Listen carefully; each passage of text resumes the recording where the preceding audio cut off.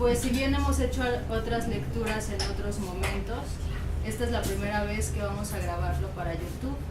Entonces les agradecemos mucho a las personas que nos están acompañando y a nuestros invitados. Estamos en la cafebrería Amoshtli, librería y café, en José Martí número 49, en la colonia Escandón, y pues aquí, como ustedes pueden ver, pueden disfrutar de un rico y delicioso café mientras se leen a sus autores favoritos, o por qué no, nos acompañan en alguno de los eventos culturales, de los tantos eventos culturales que se hacen aquí semanalmente. Entonces, pues les voy a presentar a nuestros invitados del día de hoy. Estoy muy contenta, muy feliz de compartir con ellos, y pues les voy a decir quiénes son. A mi derecha tengo a Yelenia Cuervo, y su semblanza, bueno, les voy a dar su semblanza para que sepan de qué se trata. Ella nace en la Ciudad de México, es poeta, ensayista y crítica cinematográfica. Estudió la carrera de Filosofía y el posgrado en Estética en la Universidad Nacional Autónoma de México. Posteriormente realizó la maestría en Filosofía y Medios de Comunicación en el Instituto Salesiano de Estudios Superiores. Es egresada del Diplomado en Creación Literaria de la SOGEM y del Diplomado en Análisis y Teoría Cinematográfica impartido por la Cineteca Nacional de México en coordinación con la Universidad Autónoma Metropolitana.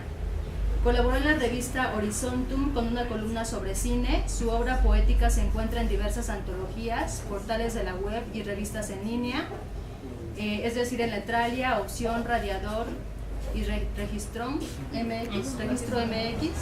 En el 2017 publica su primer libro de poesía, Variaciones de una certeza, que es este de aquí, y con sello editorial Abismos, poemario que reúne una visión erótica y filosófica de la existencia. Y bueno, ella es nuestra colaboradora en Sombra del Aire desde noviembre del 2017, o sea, relativamente nueva. Tenemos la dicha de tenerla con nosotros.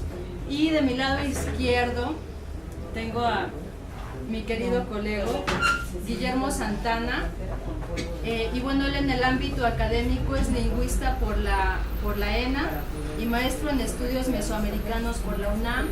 Realiza trabajo etnográfico y lingüístico en la comunidad Comcac, que es una comunidad seri en la costa del desierto sonorense. Particularmente estudia cómo es el tiempo y las representaciones sociales entre los Comcac.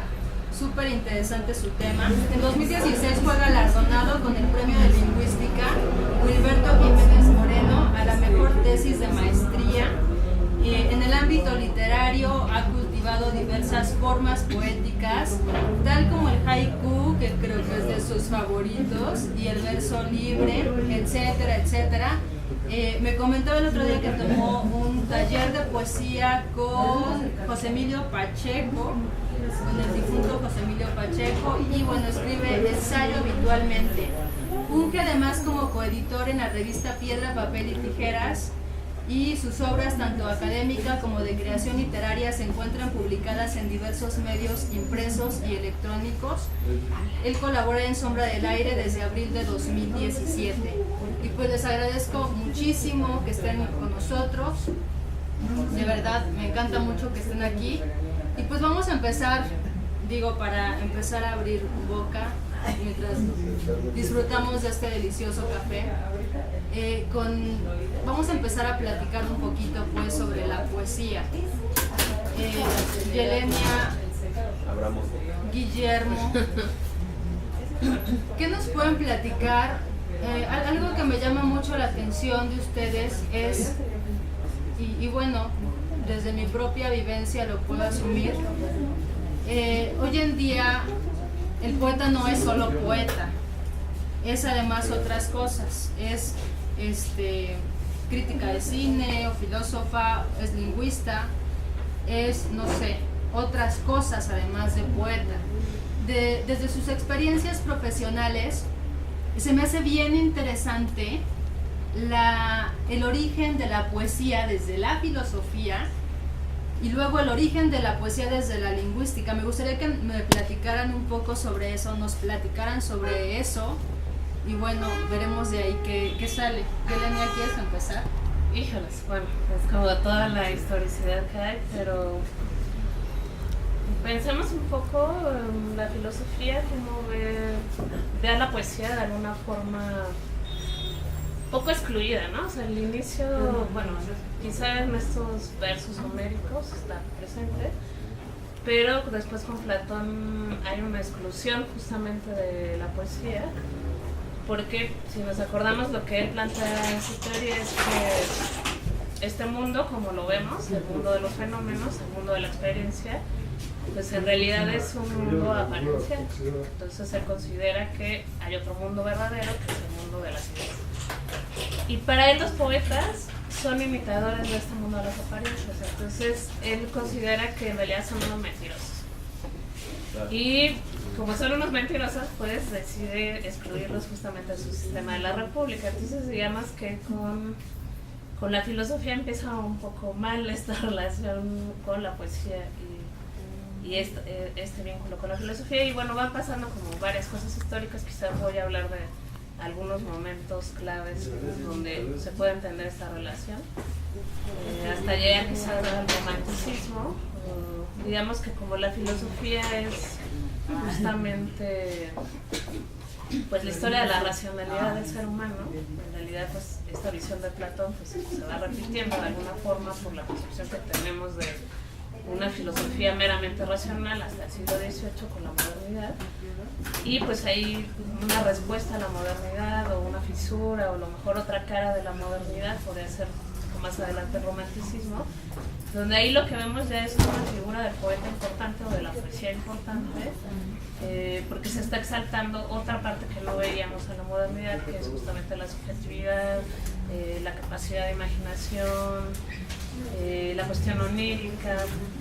Entonces ahí es muy importante, la figura de poeta es muy importante en el romanticismo. Creo que desde la filosofía es algo que la está rescatando más en el sentido estético. Ahorita estoy pensando quizá después Heidegger sí tiene esta idea de la poesía como aquella que puede revelarnos la verdad del ser, entonces le da también una categoría ontológica muy fuerte, porque el lenguaje es justamente para él la casa donde está el ser, ¿no? La morada del ser, y ahí sí le da como este estatuto muy importante, pero las precisiones de qué sería la verdad.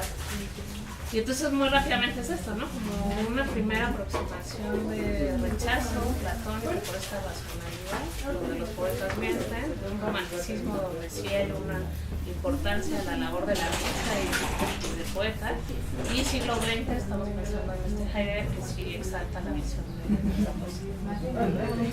Muchas gracias, Yelenia. Y Guillermo, ¿qué nos puedes comentar desde tu formación de lingüista?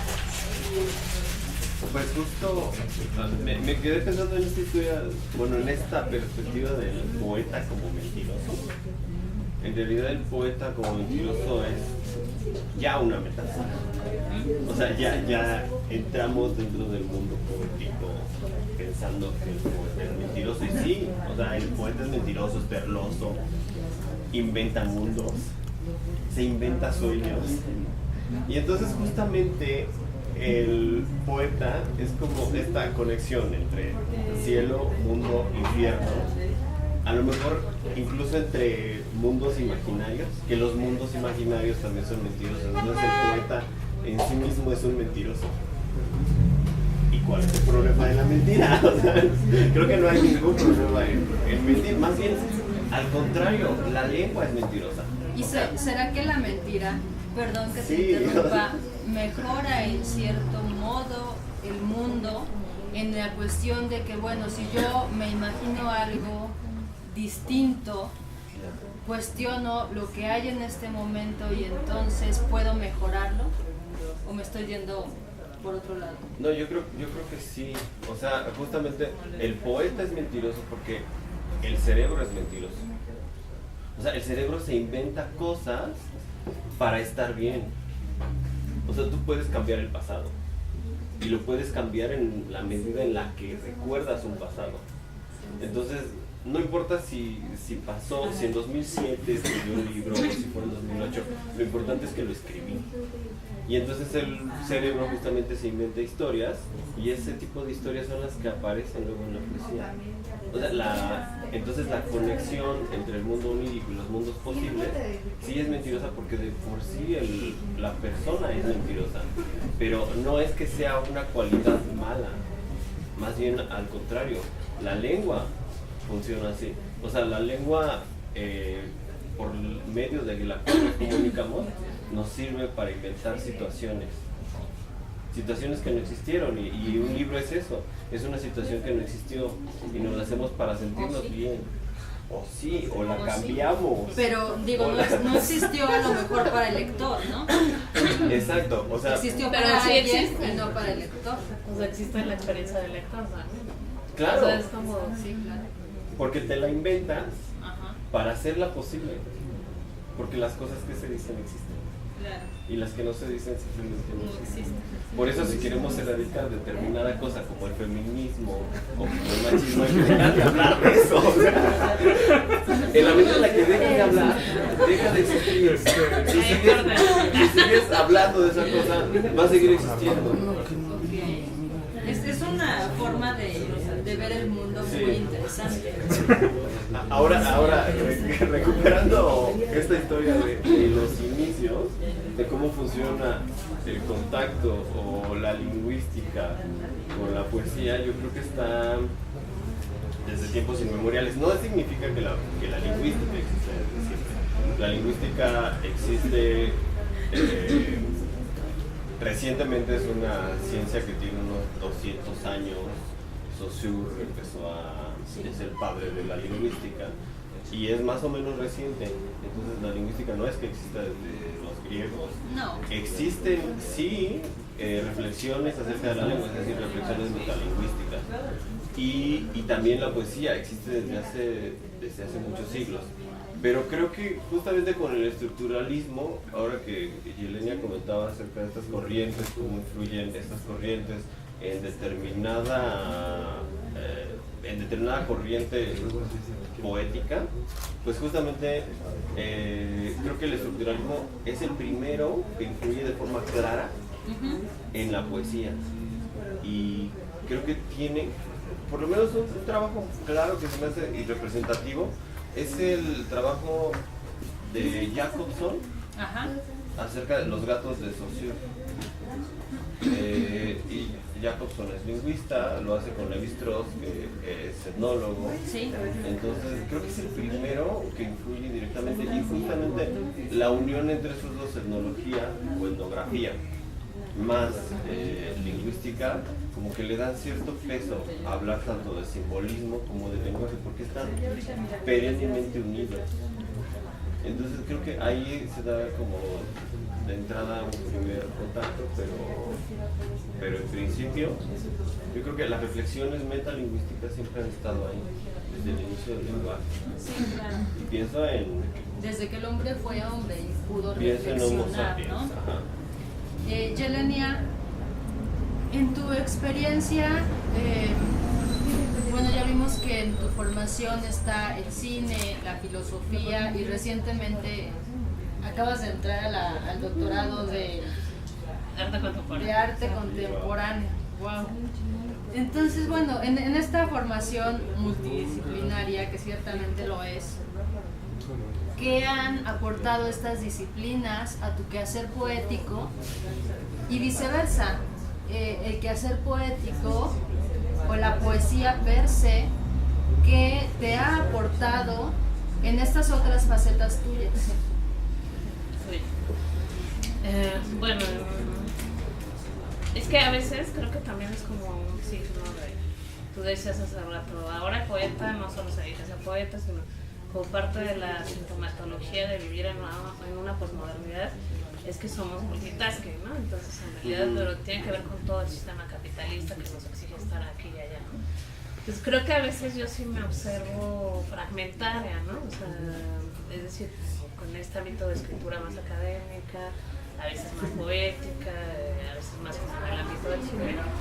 Pero bueno, creo que o sea, la reflexión que hago sobre el cine pues está totalmente empreñada de una formación filosófica de la que no puedo escapar.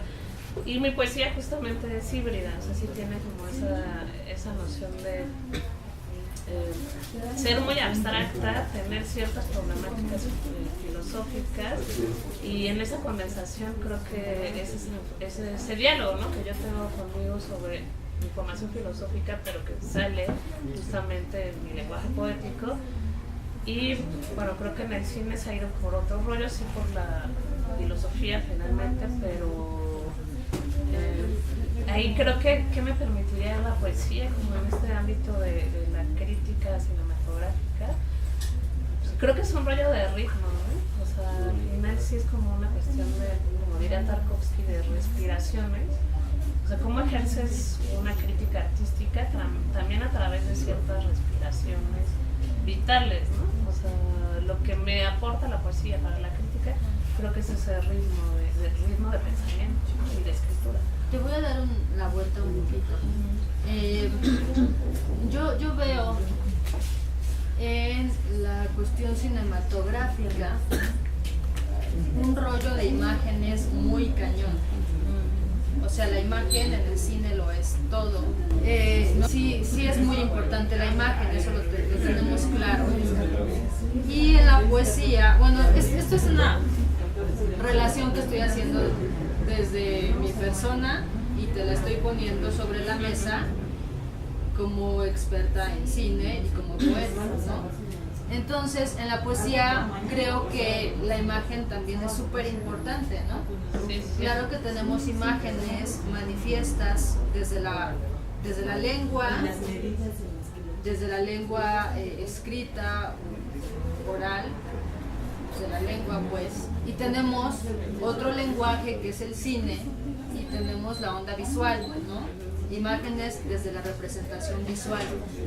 En este sentido, ¿crees que haya como una conexión, una relación? Es que justo no son las mismas imágenes. O sea, es decir, también podremos pensar, ¿no? Tenemos fotografía, pues hay una imagen, tenemos una imagen en movimiento, que es el cine, tenemos una imagen poética. Y entonces cuando tú señalas, bueno, en el cine primordialmente es imagen en movimiento, pero además está inserta en todo un lenguaje cinematográfico donde hay un montaje, hay sonido, hay una puesta en escena, entonces empieza a volver como más complejo ese engranaje del lenguaje cinematográfico. Y en realidad es imagen, pero es todo. Incluso hay algunos críticos que dirían que solo que lo que verdaderamente hace ser el cine lo que es el montaje, ni siquiera la imagen, ¿no? Pues es un poco paradójico, pero no son las mismas. Entonces, sí creamos, en la poesía creamos imágenes,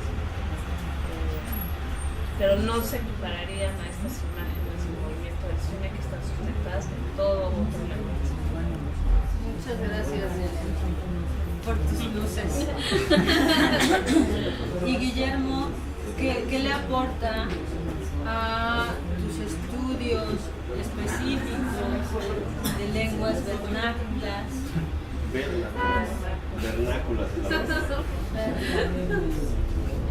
¿Qué le aporta la poesía a la lingüística y viceversa? La lingüística,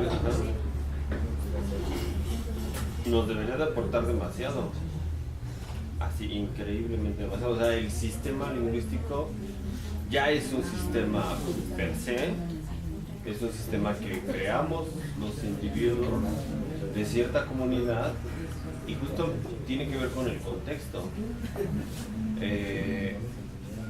Justo a diferencia del lenguaje cineástico, un lenguaje natural como una lengua, como un idioma, ya de por sí tiene estructuras, digamos que biológicamente naturales.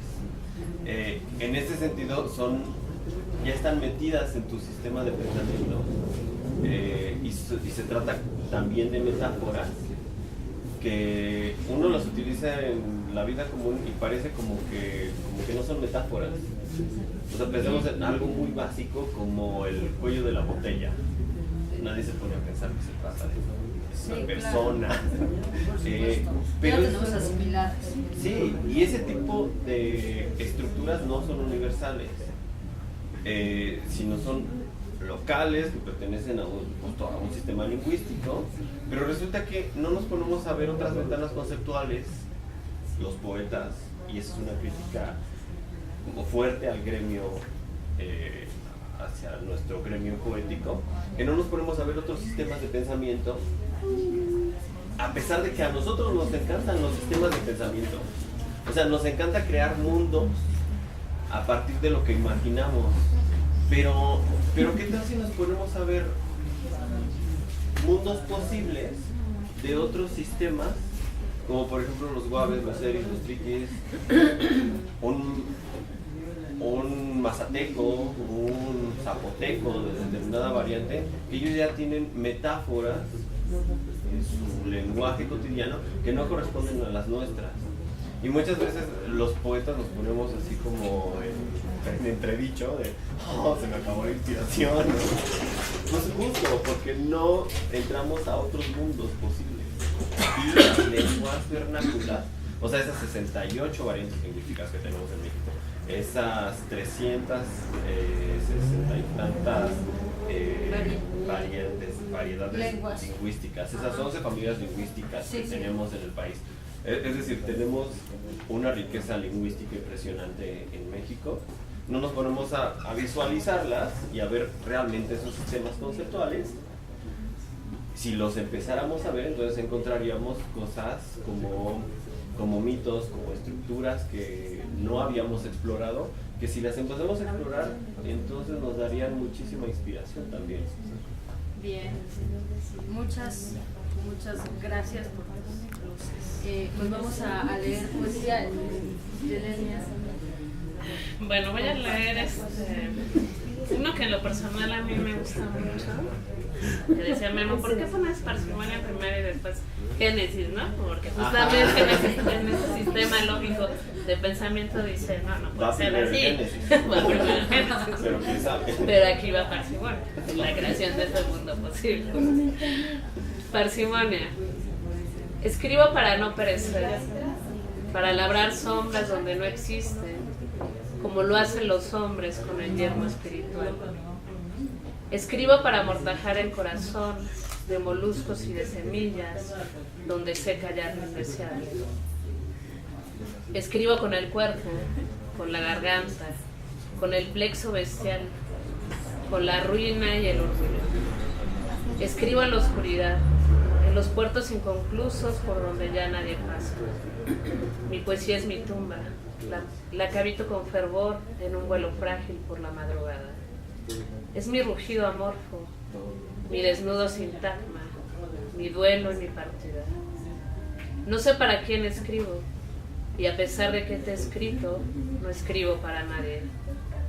Escribo por los túneles de los murmullos, las alcantarillas y los viejos desaires. Escribo pernoctando la memoria, recreando los enigmas donde me convierto en apátrida. Soy en la poesía, soy un cúmulo de aire.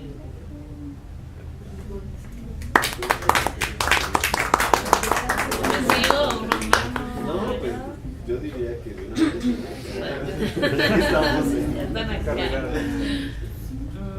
Desestabilización. Yo misma me desarmo y me invoco. Salto tus muslos en el albor de los extremos. Me remonto sin leyes para cruzar los ríos de tu espalda. Tú me acostumbraste a la extrañeza, tú en el instante, tú en el horizonte, tú en vertical empuñando tu arma.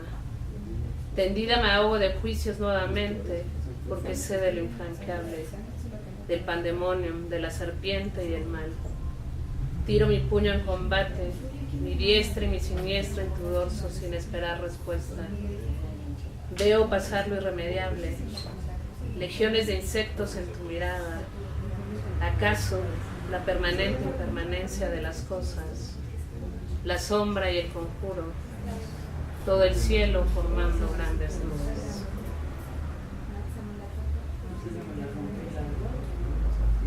Recogimiento. Mi cuerpo hendido en el aire diluvia peces, excelsos borbotones donde se combate el hastío. Estoy anclada a tu furia de día y de noche. Mi carne bélica y perniciosa agita tu sol, inflama tu sangre, la espera pedazo a pedazo. Por toda esquina me diluyo vertical. Mis manos son obscenas, obsesos mi sexo y mi templanza. Mi desnudez platica con los estrobos del amanecer. Una muñeca, una nueva cigarra y un demiurgo han cantado tu destierro en todo mi ser. Me pregunto, ¿cuándo volverás a bailar entre mis muslos? ¿Cuándo se acercará tu miedo a mi altura? ¿Cuándo vibrarán los arcángeles y haremos el mayor disturbio en la tierra? ¿Cuándo existirá cabida para nosotros, arrancarnos el tuétano con la mandíbula del placer? ¿Cuándo habré de beber tu pulcritud con el beso de las entrañas? Solo imagina lo que existe entre nosotros.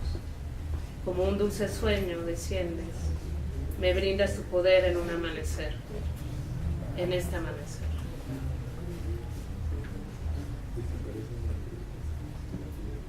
Bestia de la posibilidad. Este es un poema breve que generalmente les gusta a muchos, bueno, a mí también, entonces por eso también lo escogí. Y dice así: anoche soñé contigo. Una danza de llamas calcinaba la ciudad. No temía por mí. Mi génesis y mi augurio contemplaban un vacío contra luz. Lloré ceniza sobre tu cuerpo diluyendo. Entre tus dedos empapé mi último refugio. Y con el fantasma de mi carne, las estrellas se extinguieron. Ahora temo por ti.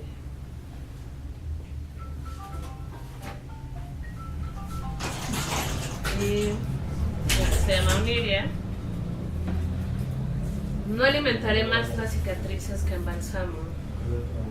Las manos con que te sueño agua desliza.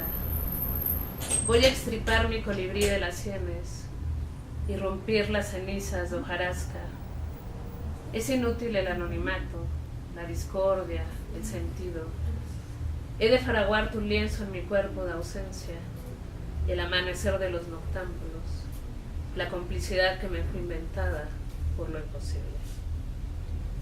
Y el último de esta ronda, para que escuchemos también a Amén, ¿no?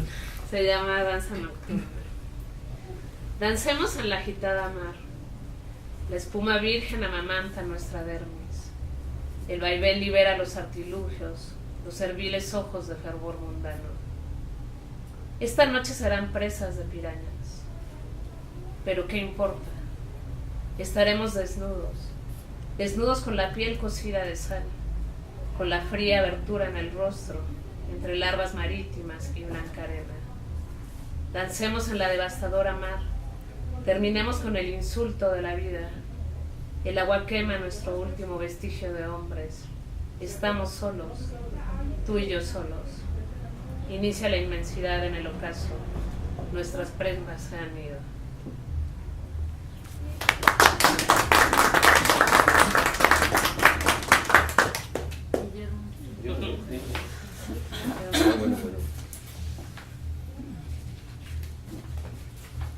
Bueno, luego no es tan fácil seleccionar poemas. O sea, justo uno se pone a seleccionar y dice, no, ¿qué hago? Entonces, el trabajo de curaduría entiendo que es muy difícil. Entonces, ¿cómo seleccionas piezas de arte y las personas en un momento en específico? Yo creo que Yelenia tuviste ese problema, ¿no? Al seleccionarlo, sobre todo de una colección ya de un libro publicado. Sí. Entonces, bueno, yo me puse a hacer este trabajo de seleccionar poemas de La Sombra del Aire, de la página de La Sombra del Aire. Entonces, hice una primera selección y todos están ahí en La Sombra del Aire, entonces pues los voy a leer, aunque fue un poco complicado decir que sí, que no. Este se llama En un inicio, justamente hay que empezar. Por el principio. Por el principio. Y siempre, bueno, no sé, tengo como ciertos problemas con cómo recitar poesía, pero también cómo nombrar un poema. Lo más fácil es ponerle uno y luego dos y luego tres hasta que llegas al fin. Entonces es muy importante. O primero lo mismo. O el primer verso también funciona. Ese es muy bueno. Es muy bueno. Es muy bueno, sí. Muy aplicable. Ajá. Entonces, se llama Uno. Bukowski dijo: soy la orilla de un vaso que corta, soy sangre. San Juan se creyó la historia del verbo encarnado. Alguien tradujo mal al primero. En realidad quiso decir: here in a manuscript reading the Bible outside my window. Lo cierto es que Bukowski nunca terminó la universidad. Leyó un par de libros, tomaba cerveza, mucha. Amaba a una gringa que no conocía la ducha. Escribió varias docenas de libros. Anduvo con varias putas, con varias mujeres idosas.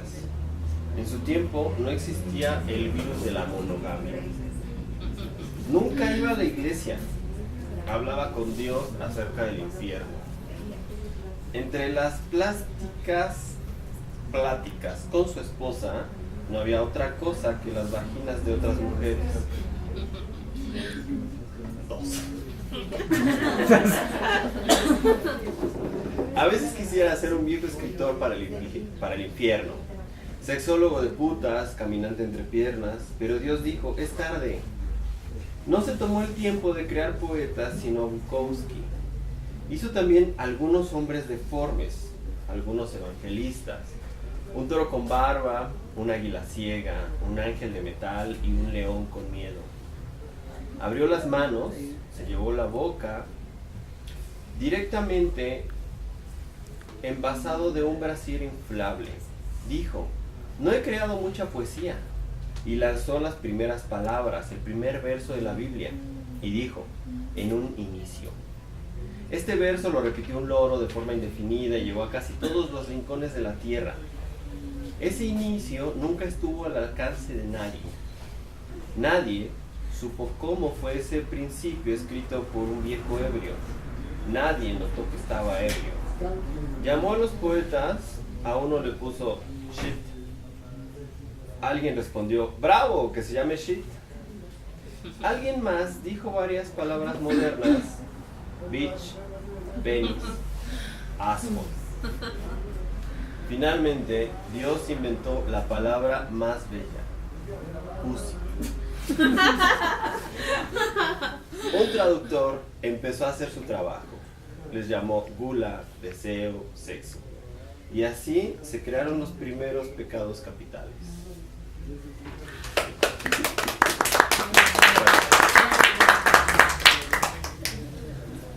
Bueno, pues, uno más, claro. Este está dedicado a quien le pueda interesar, diría José Emilio Pacheco. Bueno.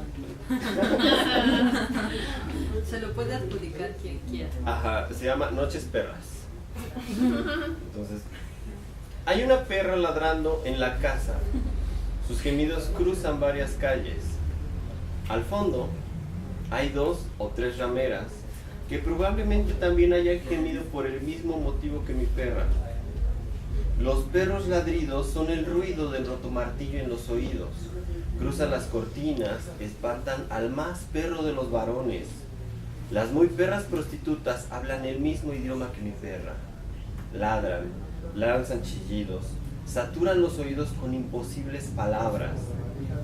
Dicen que la noche trae las más deliciosas de las perras.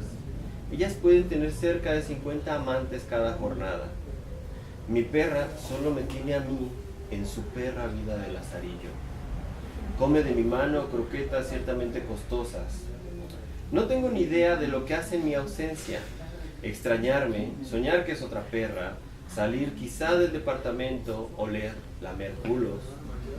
¿Será que esta especie, igual que yo, practica el sexo oral para volverse sedentaria criatura que en la noche abre el hocico, dispuesta a probar un par de labios que al cerrar se devoran? Al final, la madrugada nada arregla. nada lo compone.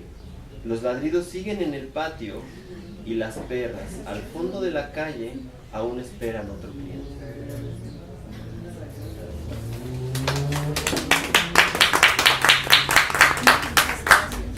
No, gracias, Julio. Gracias, Milenia.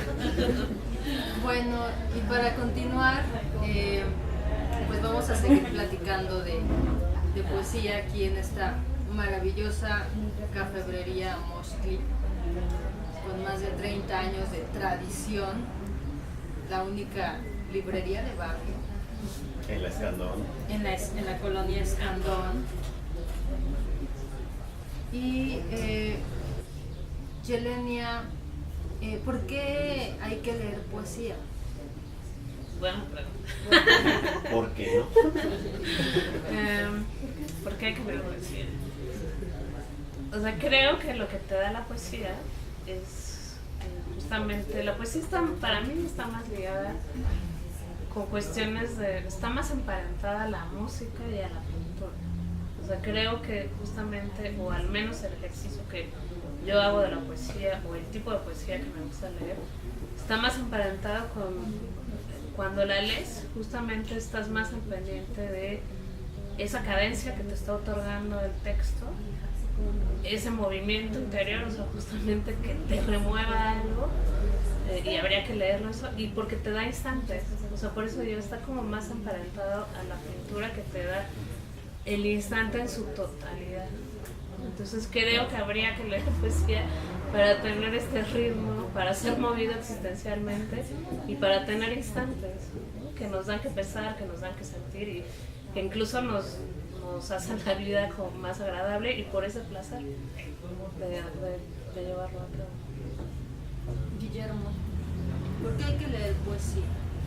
Y bueno, te lo voy a cambiar tantito. Gracias. ¿Duele? ¿Duele? ¿La poesía duele? Claro, duele, gusta, enamora, apasiona. ¿Y por qué hay que leer? Otra vez, ¿por qué no? O sea, creo que digo, cada quien tiene sus propios gustos, ¿no? Es decir, llegar con alguien y decir, tienes que leer a Bukowski, o no sé, poesía erótica, poesía de romanticismo, o léete los poemas de José Emilio Pacheco, no sé. Es que es como muy incisivo y hasta colonizador. Pero justamente la poesía tiene esa posibilidad de transportarnos a otros mundos. O sea, un poeta transmite sensaciones, transmite sentimientos, y un poeta juega con algo súper importante, que son las palabras. O sea, las palabras no existen.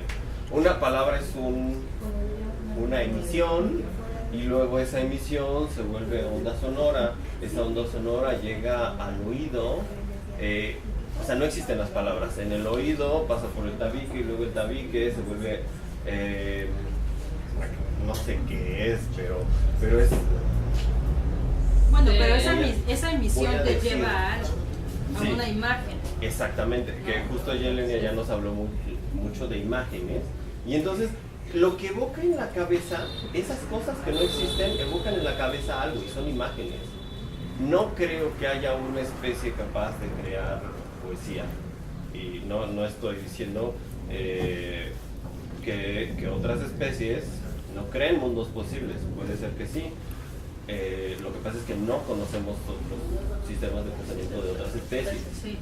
Porque no hablamos el mismo lenguaje, pero justamente en este lenguaje de palabras típicamente orales, que no existen, nosotros vendemos humo, es decir, poetas vendemos humo, transmitimos cosas que no existen, y esas cosas que no existen al final sí existen en la cabeza de la persona que las recibe. Entonces vendemos placer. Sí. O sea, quien agarra un poema y tiene determinados sentimientos, en realidad está experimentando no exactamente lo mismo que el poeta quiso transmitir, está experimentando su propio, sí, una propia experiencia que está viviendo en este instante, en este aquí y ahora. Justamente los haikus más que lo que dicen es lo que no dicen, es como el silencio después del haiku. Pero pónganos por favor en contexto, explícanos qué es un haiku, porque bueno, yo sí lo sé, pero hay gente que no lo sabe. ¿Quién no lo sabe? No sé, quizá alguien que nos vea en YouTube no sepa qué es un haiku y le interese qué es un haiku. El haiku es la forma más impresionante de poesía. ¿De dónde viene el haiku? El haiku es un poema japonés. A mí me encantan los poemas, los haikus, porque son unas cosas súper chiquitas. Son 3 versos, el primero de 5, el segundo de 7 sílabas, el tercero de 5 no tienen rima, no tienen realmente metáfora. Y con eso... Es una imagen más que una metáfora. Es como una fotografía. Sí. Entonces un haiku muy que a mí me llama mucho la atención, que me gusta muchísimo, es un haiku, bueno, es que hay tantos, pero uno de Basho, que por cierto a Sofía Ortega también me gusta muchísimo, entonces tengo que hacer una mención también de ella. Este camino ya nadie lo recorre, salvo el crepúsculo. Ese es el haiku. Ya. Este camino 5 ya nadie lo recorre. 7 salvo el crepúsculo. Bueno, no me dio un 6. No importa, que no es crepúsculo. Crepúsculo es una palabra muy rica. Sí, es una palabra además esdrújula. Entonces tenemos que recorrer uno. Sí. Porque así funciona en español. Leyes de sí, así funciona. Pero bueno, sí, después de eso, más que lo que te dice el poema, es lo que no te dice, lo que te evoca, los mundos posibles que te dejan ese chispazo, ese aquí y ahora, ese instante. Entonces, justamente leer poesía, ¿por qué? Pues porque te lleva a otros lados. Porque tienes un nada, tienes un humo que compraste, y entonces ese humo te hace remontarte a realidades. Y ciertamente no vas a experimentar lo mismo ahorita que en la noche leyendo el mismo poema. Sí, claro. Lo vas a experimentar totalmente distinto y puedes tener un poema o un poeta favorito que te va a hacer sentir cosas distintas dependiendo del contexto en específico. Dependiendo de si hayas tenido o estés teniendo un día feliz o un día no tan feliz.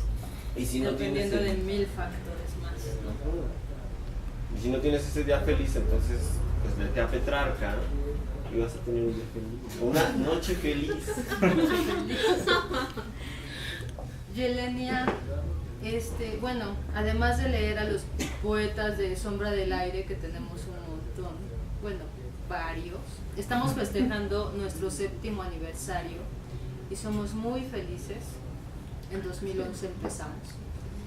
Entonces, además de leer a los poetas de Sombra del Aire como Guillermo, no, felicidades a ti que formas parte, y a Pedro también, los colaboradores que nos están acompañando en este momento. Felicidades a nosotros. Felicidades a todos nosotros. Bueno, además de leer, ¿qué hay que leer? Híjoles, ahí sí también. Es lo mismo que dice Memo, pero es que hay que leer si suena como el proyecto. Háblanos de tus influencias. Bueno, ok, pero sí iba a decir a quién hay que leer. Okay. O sea, yo recomendaría, porque creo que, bueno, el gusto, la diversidad, esto que experimentas, o sea, aquí, ¿por qué leer poesía o literatura? Pues por ese placer y sentir, ¿no? Y pensar también. Entonces es curioso, ¿no? O sea, decir a quién deberíamos de leer es como esta recomendación del proyecto de los que yo pienso que tú te van a otorgar ese placer, ¿no? Y pues hay muchas formas, pero bueno, influencias mías creo que están en este libro, pues es Baudelaire. Baudelaire siempre para mí ha sido un poeta que ya lo tengo consagrado en mi inconsciente y en mi consciente colectivo también, pero siempre tengo un diálogo con él en casi todos mis escritos, de alguna forma siempre está apareciendo siempre me pareció atractiva y transgresora esta idea de justamente un poeta que tuviera esa fuerza irrespetuosa, ¿sabes? O sea, que además de estar emparentado con esta idea simbolista de que hay otra realidad que nos trasciende, que puede ser sagrada, penetrara justamente de manera irrespetuosa, mostrando ahí belleza, ¿no? Entonces se rompía como el canon estético de quizá la belleza con algo lindo, y aquí la belleza era algo fuerte, ¿no? Creo que porque parte de mi personalidad es así. Entonces, bueno, él está en este libro de Variaciones de una certeza, hay un diálogo con él. También hay un diálogo con Josh Bataille, no es su parte poética, aunque bueno, no sé si diferenciarla porque su filosofía es muy poética, pero hay un diálogo con Josh Bataille sobre cuestiones del erotismo. Y aquí también está Octavio Paz. Octavio Paz creo que también es alguien con el que está presente conmigo. Creo que él es un poeta redondo y siempre lo he visto yo muy racional. O sea, es como que uno lee y no es que no sienta lo que está, o sea, como que intuye que esto está como muy armado, ¿no? Aunque puedan ser estos instantes, o sea, sus primeros poemas que son como muy, o sea, como más arrogados, más juguetones, siempre tienes como, o al menos eso a mí me pasa, como esta lectura que parece que está demasiado construida, ¿no? O sea, que no es un arrobo como Rimbaud, por ejemplo, ¿no? Entonces, bueno, ellos están presentes en esta obra, pero bueno, hay muchísimos, ¿no? A mí me gustan los que están emparentados con la filosofía, por mi formación. Por ejemplo, Pessoa, ¿no? Pessoa, que tiene una concepción, este juego de los heterónimos, de poder como poeta estar postulando distintas voces poéticas y jugar con ellos, que es un poco lo que hablábamos Memo y yo antes, pero en realidad cuando ejerces la poesía también creas un proyecto poético, ¿no? Con un determinado tipo de lenguaje para crear ese proyecto, ¿no? Entonces aquí era esta apuesta de cómo podría ser una voz poética más filosófica, una voz poética con otras características. Juarros es alguien que también, Roberto Juarros es alguien que también me gusta, Girondo también me gusta, bueno, habría varios, ¿no? Pero creo que suena muy metafísico, pero sí te tiene que llegar, ¿no? Ese contacto poético donde a lo mejor ese es el libro que ahorita vas a comprar y en la noche lo vas a leer y te llega algo, ¿no? Y a lo mejor no, justamente es como ese contacto. Y para otros es como algo muy formado, ¿no? O sea, como una recomendación de alguien que está inmerso en las letras y que va, justo ayer el doctor nos hablaba de eso en mi doctorado, pero que te inicia, ¿no? Que te inicia en ese proceso de sensibilidad estética, en este caso, en la poesía. Gracias, Guillermo. Pues ahí, creo que además de autores, creo que un poeta se nutre de su contexto. Es decir, justo escribir como se hacía en el siglo XVII, como se hacía en el siglo XVIII, como lo hacía Petrarca, ya no se hace. Uno experimenta formas y o no se hace. No, tú no lo haces. No, porque el lenguaje cambia y la poesía cambia, y la poesía responde a ese canon del momento. Entonces, definitivamente yo creo que en la Ciudad de México estamos influidos por este periodo modernista, o posmodernismo. Sin duda creo que algo que nos pegó fuerte fueron estas dos corrientes, pero también por ahí hay unas corrientes un poquito más, digamos, no tan fuertes, pero que nos llegan, como Maples Arce, y esta corriente de la Roma, de Café de Nadie. Y bueno, antes de esta corriente, yo tengo mucho la influencia, claro, de la poesía francesa, de esta poesía maldita, entre ellos Rimbaud, Baudelaire, claro. Y creo que por ahí también hay muchísima comunicación entre poesía francesa y Octavio Paz. ¿Cierto? Octavio Paz escribió junto con ellos. Sí.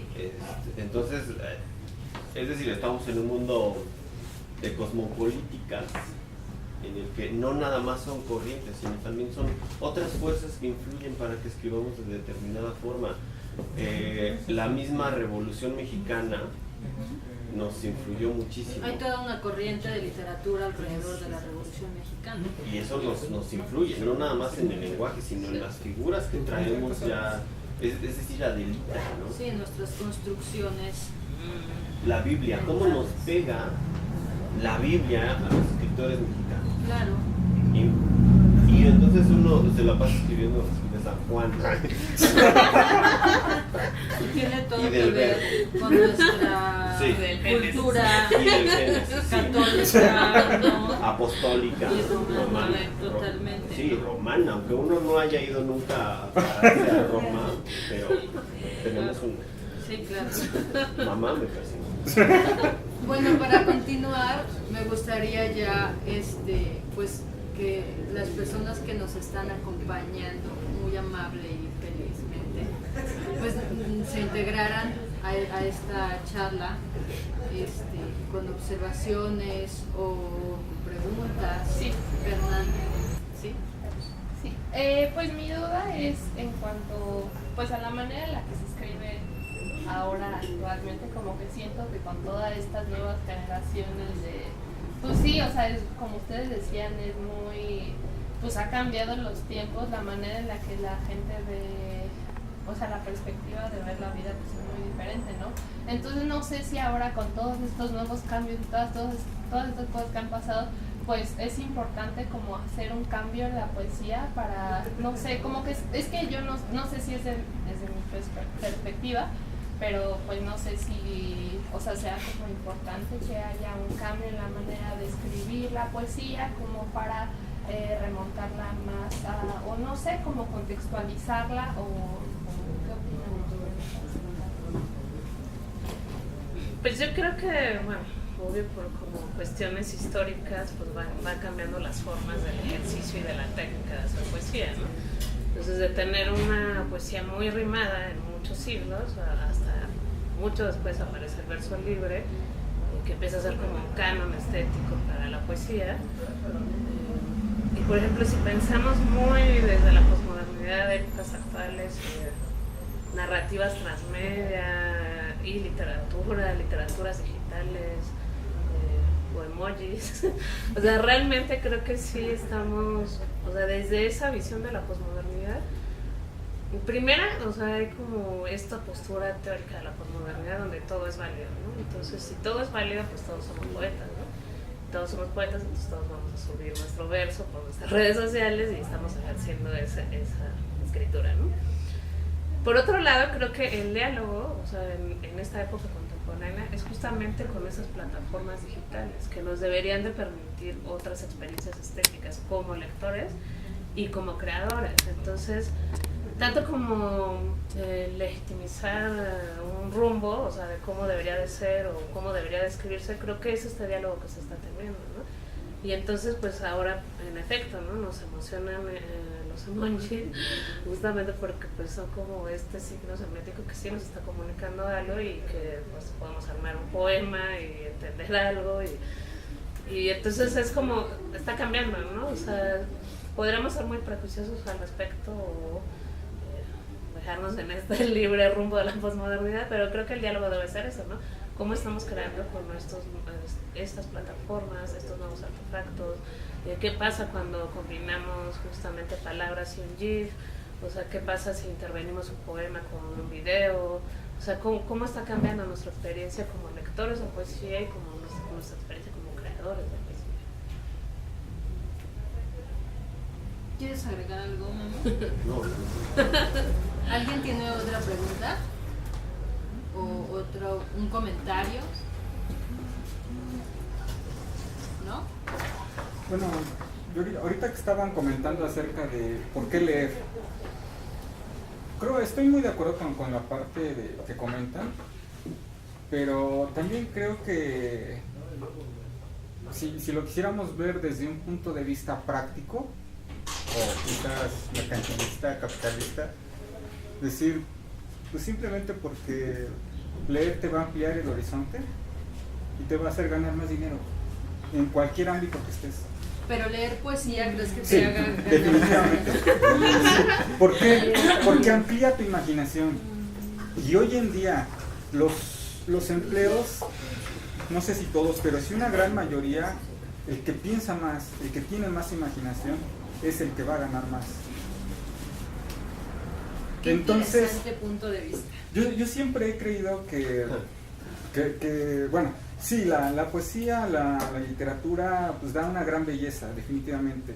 Leer da satisfacción, da placer, te lleva a mundos pues, que nunca pudiste haber imaginado. Te conecta con una parte que quizás no sabías que tenías. Pero mucha de la gente a eso no le interesa. O mucha de la gente que está no tan inmersa en el mundo literario como nosotros, dice, ay, no, yo para ver mundos nuevos, pues prendo Netflix y veo una serie y ya. Sí, es más fácil. Y es más fácil, exactamente. Pero si les decimos, ¿sabes qué? Si lees, independientemente de si es poesía o no, yo creo que la poesía está en otro nivel de la literatura porque te proyecta imágenes que la literatura, bueno, que digamos un cuento, que la prosa, quizás no es tan fácil o no es tan común. En cambio, la poesía, verso por verso, vas flash de imágenes. Y eso estimula la imaginación. Y bueno, si lo vemos en un punto práctico, afuera, el que esté lleno de ideas, el que aporte una nueva idea y que quizás desarrolle un nuevo sistema, una nueva tecnología, ese va a ser el que gane más, que genere más dinero. A final de cuentas, por ejemplo, no sé si me moví un poco de lado, pero por ejemplo, si analizamos o vemos la vida de Steve Jobs, el que creó el iPhone, el iPad y todo eso, estudió cosas tan diversas como si mal no recuerdo, caligrafía o tipos de letra. ¿Cuáles eran los mejores tipos de letra? Y si algo caracterizó al iPhone en sus principios, era la belleza que había en la tipografía de los productos Mac. Entonces, ¿y a quién se le iba a ocurrir que una computadora iba a ser bella o iba a tener éxito si la tipografía era bella? Entonces, ¿y eso qué le llevó? Pues a estudiar, a leer y a hacer un montón de cosas. Bueno, esa es mi perspectiva. Hay todo un tema ahí con Steve Jobs y con todos esos íconos y esos personajes, pero bueno, en algún otro momento tendremos oportunidad de profundizar en el tema. Me gustaría que nos compartieran una última vuelta de una última ronda de poesía, ya para empezar un poco a despedirnos. Y por favor, Yelenia. Bueno, yo también tengo ese problema con los títulos. Entonces, yo como sí acepto que los tengo. Toda una parte de mi libro, que está titulada como nanopoemas, justamente porque pues son unos poemas muy, muy sintéticos. Pues ahí me aventé el 1, el 2, el 3, el 4, el 5. Les voy a leer algunos de ellos. 1. El día claudicó su último sopor. Toda nube somnolienta terminó por dominarme. 2. Mi naturaleza y la tuya han cesado de aullar. Con lujuria inmortal se levantan nuestros templos. 3. En cada palabra de bien es luz y cadáver. La noche fenece sin algún sentido. 4. En todos los universos posibles, tu imagen iza mi plexo. 5. Soy raíz de tus ojos, recostada en tu recuerdo. Y finalmente el 6. Por fin he ficcionado al mundo. Degüello mi delirio al ritmo de la mano.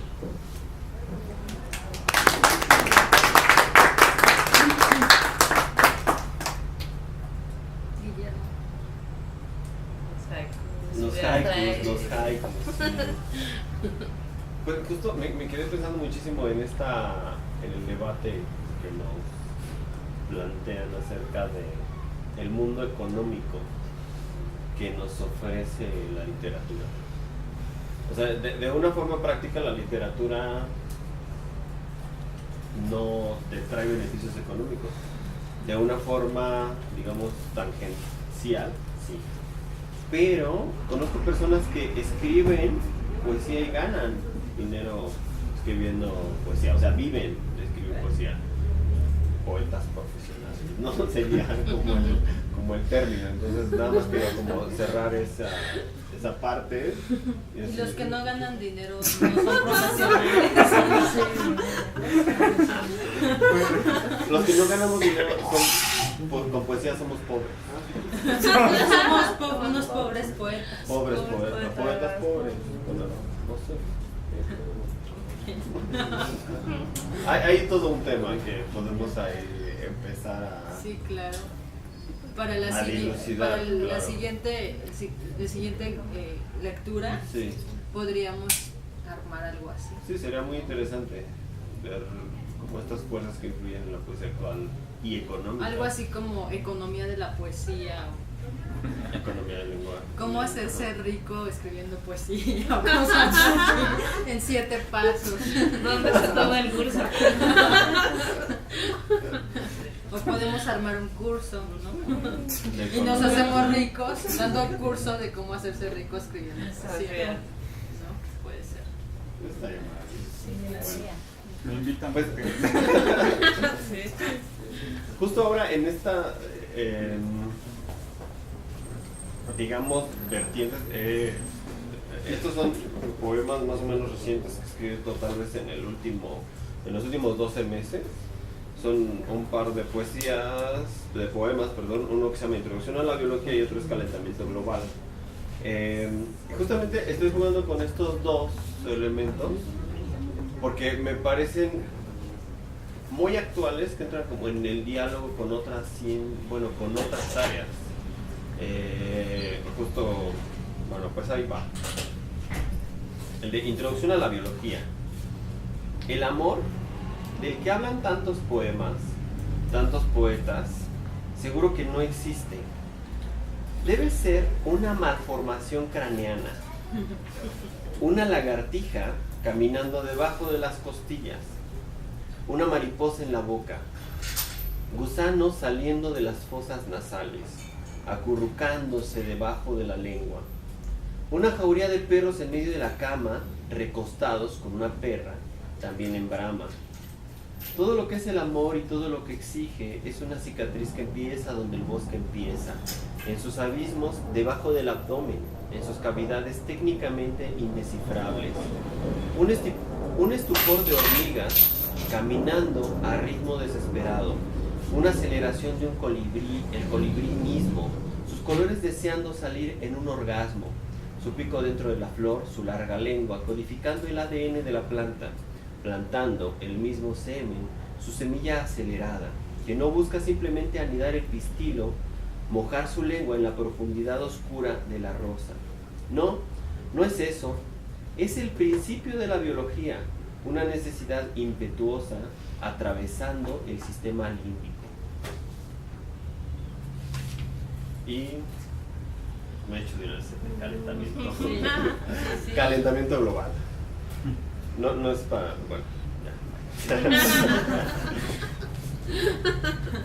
El mundo ha cambiado desde sus inicios, desde que la magma comenzó a consolidarse y los maremotos transformaron la tierra.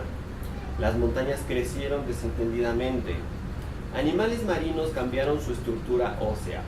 Empezaron a andar por ciertos parajes, comer algunas partes de otros animales que los hicieron más fuertes. Nosotros empezamos por saborear la piel, el tejido graso, los labios, la manzana de Adán, el interior del pabellón y en el oído, justamente. Desde ciertos lugares de la Tierra, quizá la península de Yucatán o las Galápagos, la vida comenzó una carrera de supervivencia. El mar a tocar las costas de la Tierra, el viento a acariciar con furia como la de un amante de 15 años, con ansias. ganas de montar la tierra a mitad de la noche. Ciertos grupos cruzaron el estrecho de Bering, otros tantos llegaron mediante balsas al continente que habitamos. Tú y yo sobrevivimos a la evolución, al deseo, a las migraciones. El mundo cambió su composición acuosa. Nosotros la composición química interactuando con células y todos los sentidos. El tacto, el sentido de la alucinación y el sentido de las sombras. Ni siquiera un seguidor de la necrofilia, no. Nadie podría hacer el amor con una roca, pero alguien con cierta lujuria desmedida, el amante de la tierra o el deseo de ser poseída. Dios mismo querría hacerle el amor y desbordarse con ella, poseerla después de tantos siglos, inventarse posibles maremotos, el fenómeno del niño o el calentamiento global. Tú y yo sobrevivimos a los maremotos debajo de las sábanas, a la caída de los edificios, al verano extremo, al fuego en las cimas de tu pecho, a la radiación solar, al movimiento de las neuronas aventándose unas a otras cuando el viento se quema. Los sentidos, como el tacto, la alucinación y las sombras, se arrojan en la cama y todo parece ser el comienzo del universo, el Big Bang, el infierno creándose, el cielo tratando de surgir, de separar el mar y nosotros tratando de internarnos uno en el otro.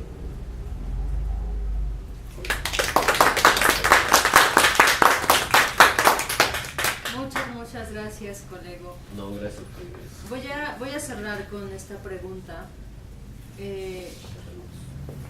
Evidentemente, la poesía, esto me remonta a un artículo tuyo, muy interesante y muy bonito, sobre un libro específico que es La diosa blanca, de Robert Graves, que tú me recomendaste. Entonces, bueno, la poesía surge desde inmemoriales tiempos, ¿no? Y me estoy regresando un poco al principio, digo, para que seamos redondos, ¿no? Sí, sí, sí. Como toda buena obra literaria. Entonces, surge desde el principio de los tiempos, desde que el hombre fue hombre y tuvo necesidad de saberse hombre, de describirse hombre, de pensarse hombre, de describir su propia conciencia o tratar de describirla. Y ha funcionado tan bien a lo largo de los siglos que estamos en el siglo XXI. Y bueno, seguimos existiendo los poetas, creo, a pesar de que pudiera pensarse o alguien pudiera pensar que la poesía ya no existe. Específicamente el colega, ¿no? Que la poesía no existe. Entonces, ¿la poesía existe o no existe? ¿Y qué es lo que nos sigue aportando, no? Es una pregunta muy abstracta y muy fumada, pero creo que también da para contestarla de muchas maneras. Chelenia. Ahorita me acordé justamente un contraargumento que está en filosofía sobre... En filosofía es el tema, en epistemología, un poco validar el conocimiento empírico, ¿no? Porque los sentidos, pues desde Platón nos engañan, entonces si nos engañan están cambiando las cosas y entonces no podemos asirnos de algo que es, justamente por estas transformaciones.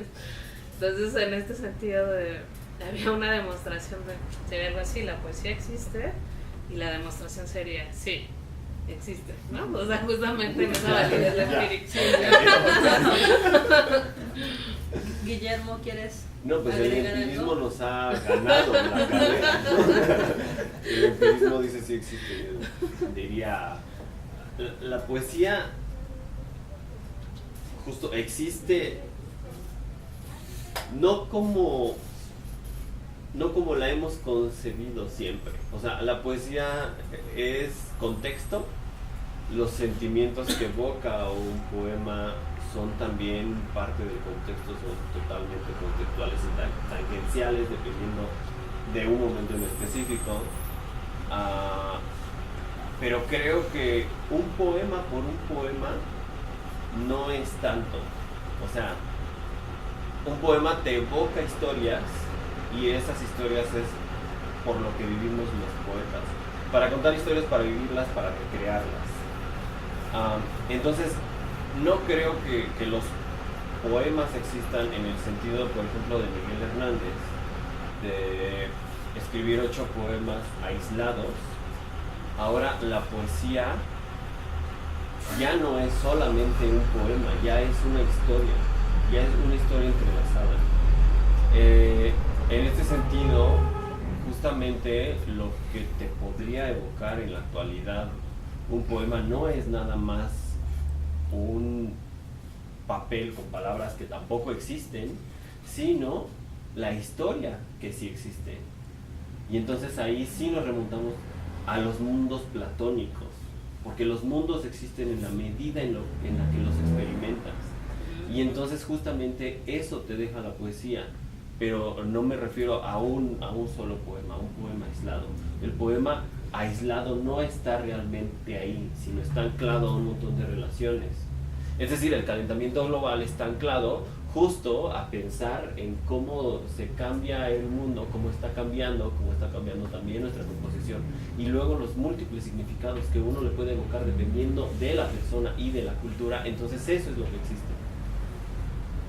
Muchas gracias, Colego. Bueno, Y hay tantas cosas. ahora es el turno de ustedes. Para cerrar, quisieran cerrar con algo, decir algo.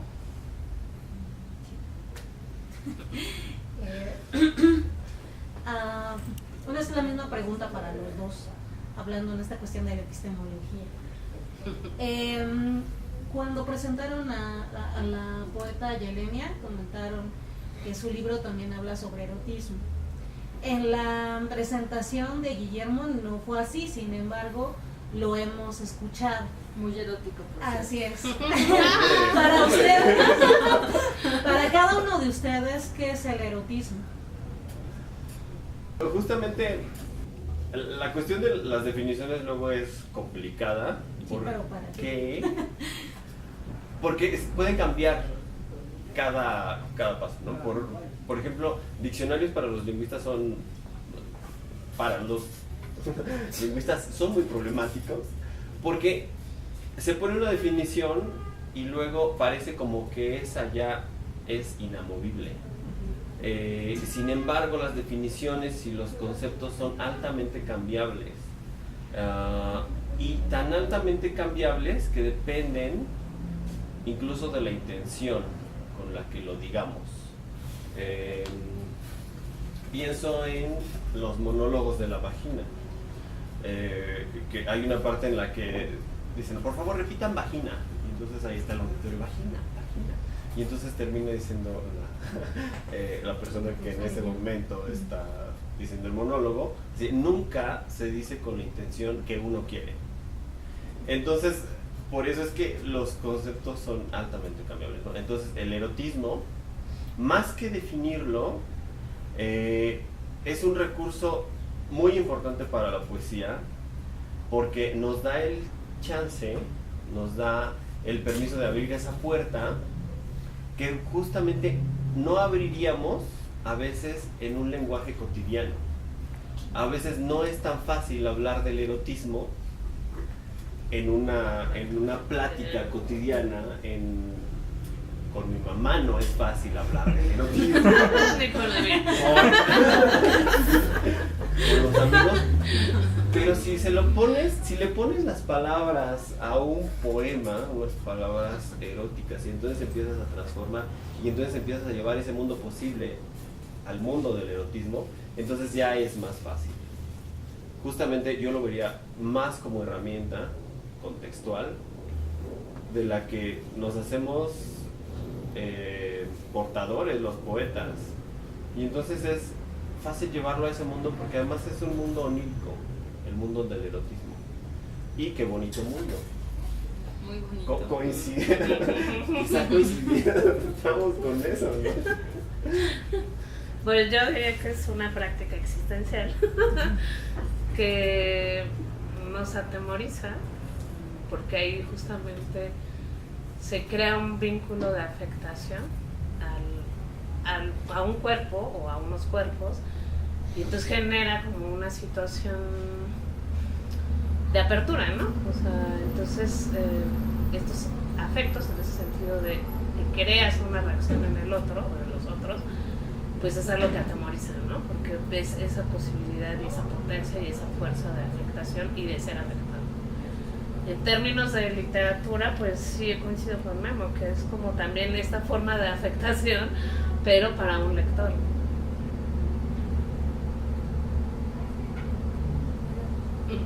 Pues les agradecemos muchísimo estar aquí compartiendo con nosotros, haber estado aquí. Quiero hacer la invitación a las personas que nos ven o nos verán en YouTube y en las diferentes redes sociales a comprar variaciones de una certeza de Yelenia Cuervo, que próximamente estará a la venta en esta subcafebrería Mochtli. Y bueno, a través de la página de Sombra del Aire. Quiero hacer la invitación para que nos sigan en nuestras diferentes redes sociales, para que sigan a Mochtli, visiten a Mochtli, disfruten del delicioso café que aquí se sirve, mientras leen a sus autores favoritos, porque bueno, como pueden ver aquí está lleno de ello. Queremos agradecer a Cafebrería Mochtli por brindarnos este espacio. Y pues nada más, estamos festejando nuestros 7 años de lectura crítica y además queremos, ¿me pasas los reconocimientos? Bueno, queremos darles estos reconocimientos con mucho amor a Guillermo Hernández Santana por estar aquí con nosotros y a Yelenia Cuervo también con mucho amor. Y de parte de Mochtli, alguien. De parte de Mochtli también les dan el reconocimiento. Víctor Hugo Pedraza. Mochtli.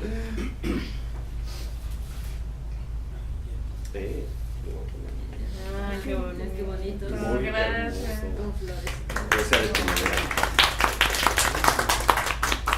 Bueno, muchísimas gracias y esperamos que nos acompañen en la próxima emisión, que será Poesía de Verano. Esperamos, tendremos otros invitados, otros colaboradores de Sombra del Aire y nos estaremos viendo por acá.